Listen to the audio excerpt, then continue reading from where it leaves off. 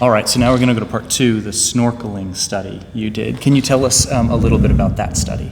All right, well, similar to the scuba one, I looked at 2000 to 2019, so I looked at that 20-year period, and I looked at the snorkel deaths in Australia, and there were 297, almost 300 snorkel deaths in Australia during that period.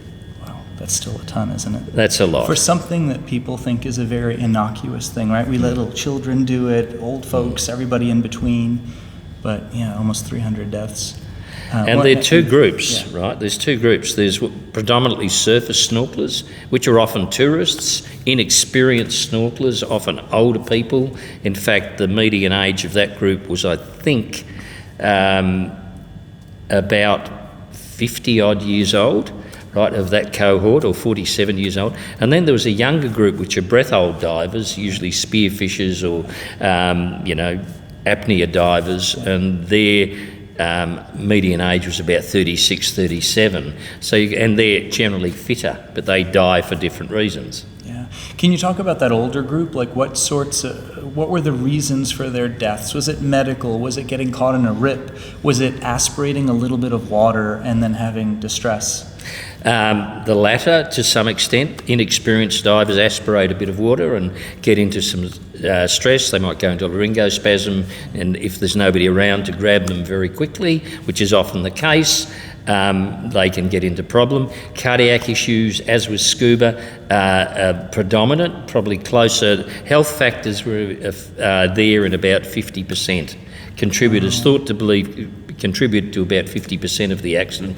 Predominant in that is cardiac, again for the same reason as scuba. Now, can I ask you, for both scuba and snorkeling deaths, when it's occurring due to a medical reason, are these medical risk factors known? Like, is it something that these patients could have figured out, or is it something that's what we call occult or hidden, and it's a surprise to them? Do you have a feel for what it is? A bit of both. Look, a lot of people are on medications, so now there's a lot of hypertensives around, so a lot of hypertension's a big issue. A lot of people are being treated for that, often not terrifically successfully.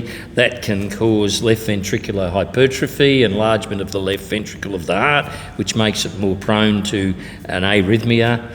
And topped with that, coronary artery disease is pretty common, so they might have... And you may be exerting yourself more than you have in years. Exactly right, and in a situation where you've got centralised circulation and greater work for the heart, and then on top of that, aspirating a bit of salt water and getting anxiety or exhilaration. So it's a bit of a mix. So when you say this, as a doctor, I think of a couple things. One is the importance of screening. These people going to their doctors who have some dive knowledge, or a dive doctor, and going over their meds and their risk factors. That seems obvious for anyone who's older with a medical comorbidity.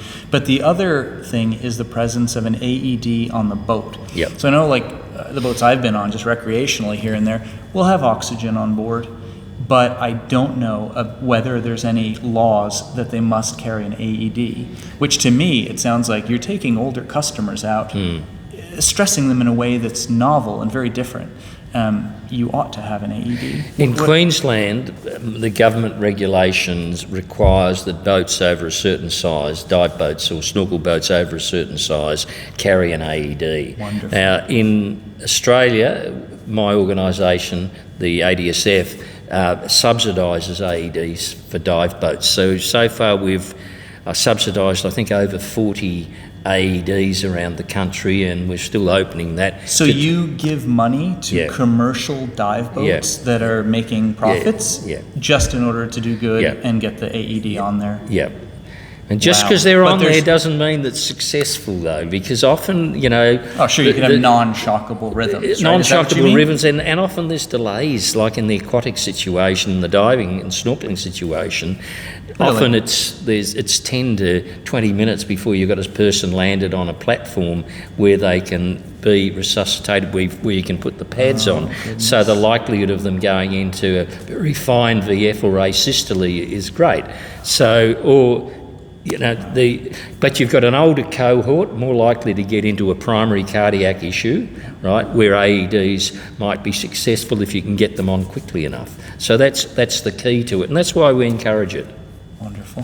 Thanks for these 5 minutes. I've appreciated it. It's a pleasure.